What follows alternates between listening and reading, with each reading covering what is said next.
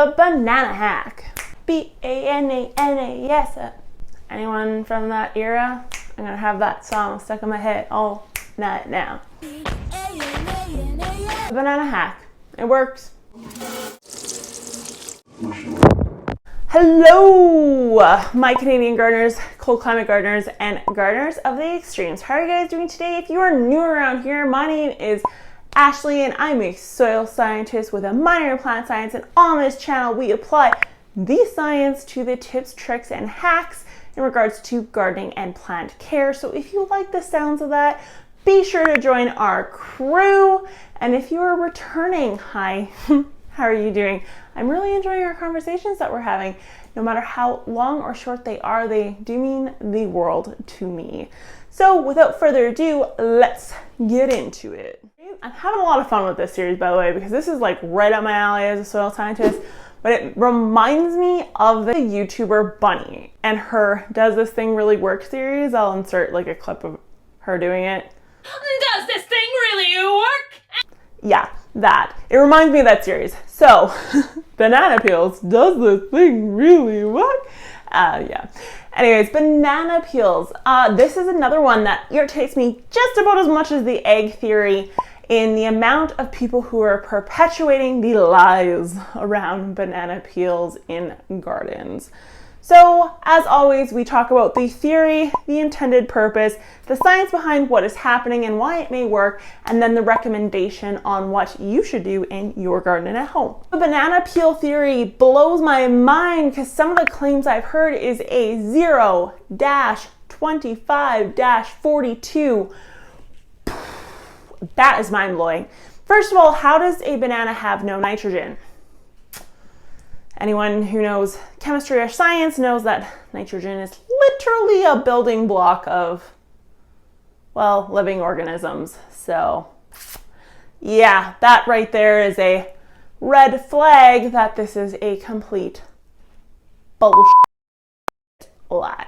So, the theory is that if you wrap banana peels around the roots of your tomatoes, or you throw them in with your roses, or even if you dig up a shrub that's been established for 20 years and you shove a banana down there, you're really going to change things up for that plant. And that is a complete lie, because it comes down to bioavailability. Does it have nutrients in it? Yes, of course. Does it have organic matter in it? Yes, of course. But you need to give the microbes, the macrofauna, and just general decomposition a try first. So where do the banana peels go? Say it with me, not in the garden and into the compost, because they need heat, they need air, they need microbes, they need macrofauna. They need to be rotated and fluffed up so they can decompose and turn into something that is usable for the plant. The plant does not have a stomach, so therefore it cannot digest a banana.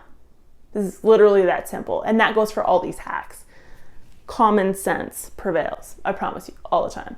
So, not only is the banana a bad idea for substituting for a fertilizer, it also is heavily chemically sprayed with pesticides by people in third world countries. So you are literally putting a toxic covering into your vegetables and your tomato patches. So keep that in mind. If they're not organic bananas, you are literally throwing a toxic into your food. And another factor that really turns me off of the whole banana idea is if anyone's seen a banana on the street or in the garbage or after a few days and it turns into that black mush, that brown mush, we know from past videos on this channel, soil porosity is huge when it comes to root and plant health. Soil porosity is, again, let's review,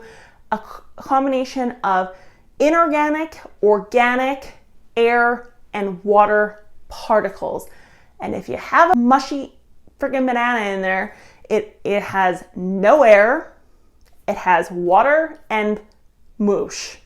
and therefore your plant roots cannot breathe, and you will get root rot, and you will not have as strong of a plant.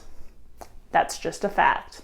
So do I think bananas should be mixed in with your garden? No. Do I think that you should be digging up an established rows to shove a banana in the soil profile? Absolutely not. Do I think bananas belong in the compost where they will eventually in a year or two provide you with the nutrients your plant needs? Yes, 100%. Bananas belong in the compost. They do not belong in the garden. So stop doing it. I hope you guys enjoyed this video. I'm having a lot of fun on this series, not gonna lie. If you did enjoy, be sure to give it a thumbs up, hit that subscribe button, comment if you have done the banana hack and if you are going to rethink your process on banana hacks and how they work. And as always, if you know someone who would benefit from this video, feel free to share it. I am trying to grow my YouTube channel and it is growing quickly, but faster is always better. So if you enjoyed this and you find it helpful, be sure to pass it on along to someone you love. I will see you guys tomorrow. Oh, hey there. Are you still watching? Make sure to hit that subscribe button for some more awesome plant videos.